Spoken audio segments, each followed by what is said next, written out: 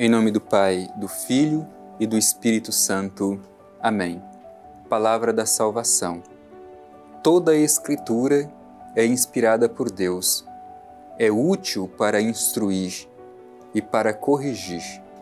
É por isso que aqui estamos, meu irmão e minha irmã, neste momento tão especial da escuta da Palavra de Deus, que para nós que cremos é palavra de salvação.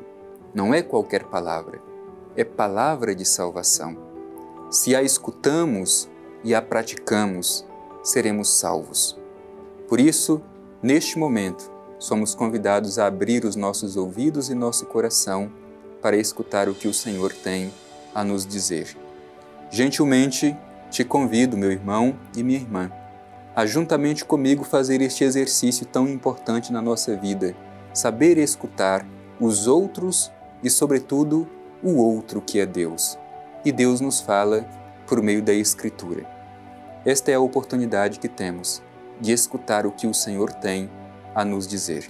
Vamos ouvir com atenção.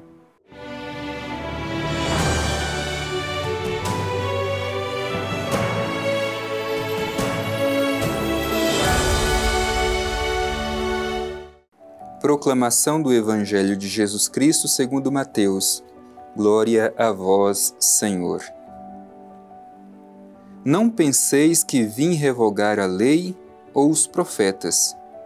Não vim revogá-los, mas dar-lhes pleno cumprimento.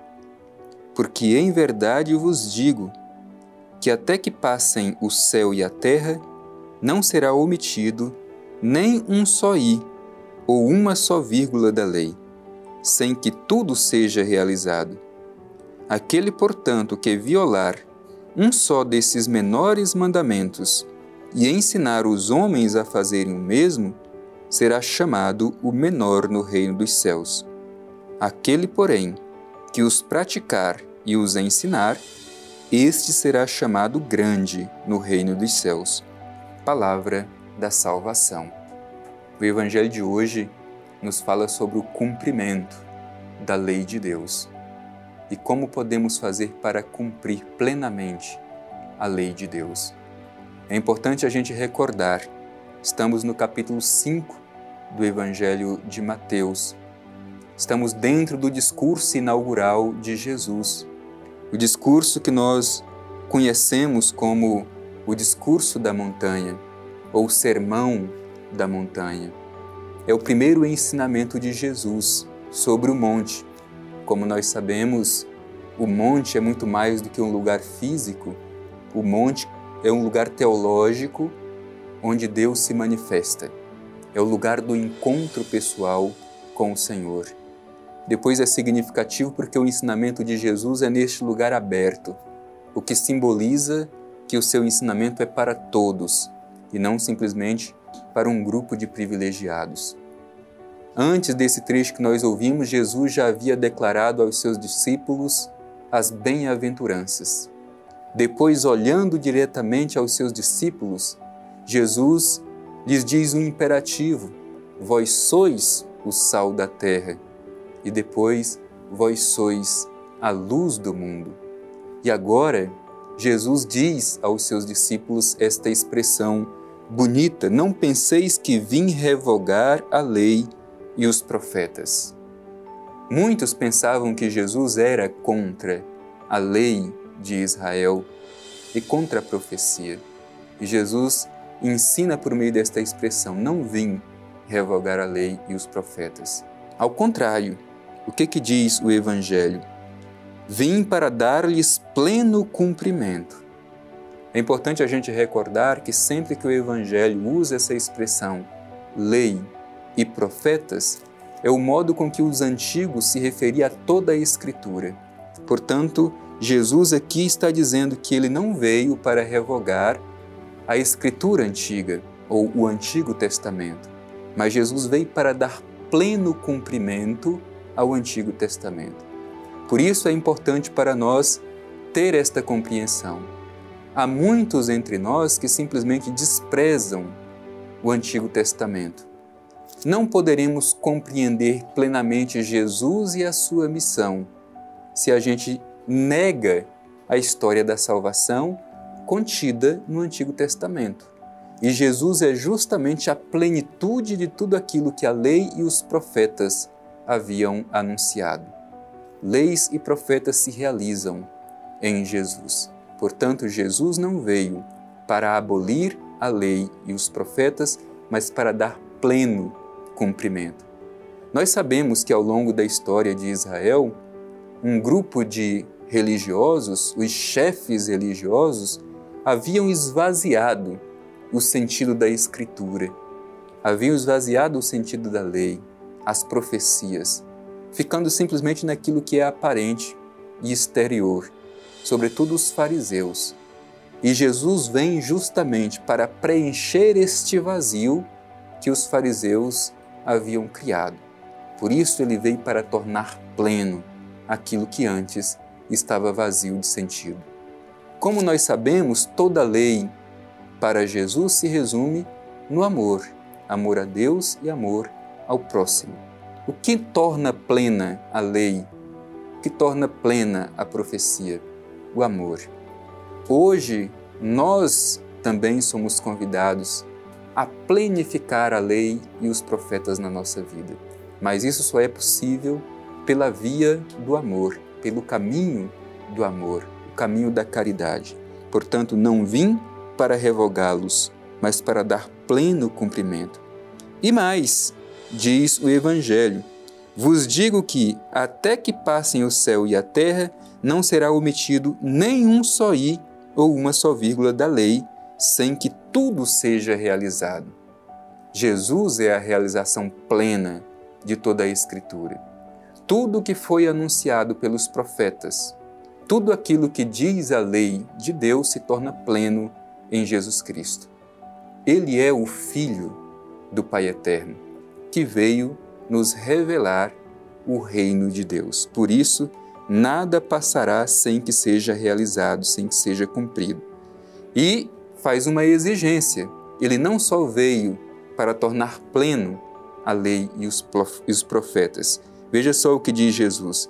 Aquele que violar um só desses menores mandamentos e ensinar os homens a fazerem o mesmo, será chamado menor no reino dos céus. Meu irmão e minha irmã, como nós temos nos esforçado para realizar a lei e a profecia de Deus, isto é, para realizar a Escritura na nossa vida.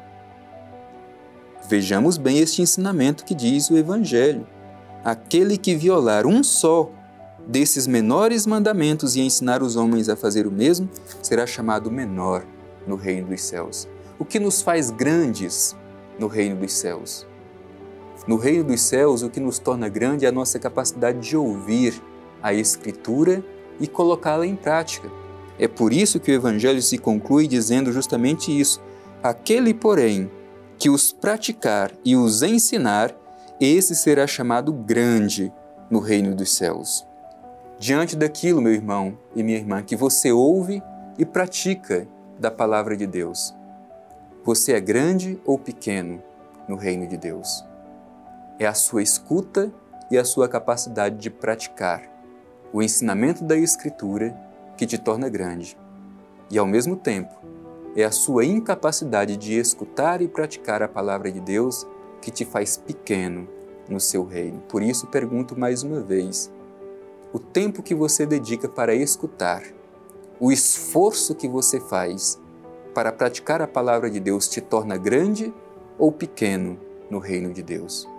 Diante desta provocação do Evangelho que nós ouvimos no Sermão da Montanha, que é um ensinamento fundamental de Jesus aos seus discípulos, cabe a nós simplesmente pedir a graça de termos força, coragem, disposição para sempre escutar a palavra de Deus e, sobretudo, permitir que esta palavra se realize na nossa vida. Mas é bom repetir, a palavra não é simplesmente uma vibração sonora.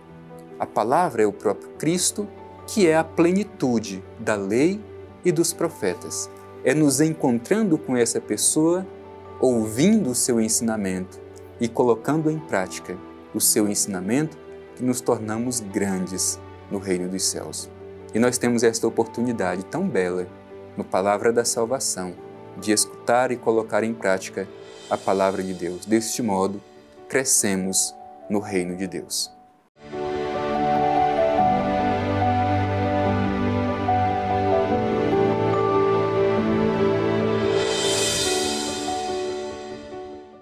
Vamos concluir este nosso momento de escuta da Palavra de Deus, de reflexão, fazendo a nossa oração, manifestando o nosso coração agradecido por mais esta oportunidade que o Pai Eterno nos dá de ouvir o Seu Filho.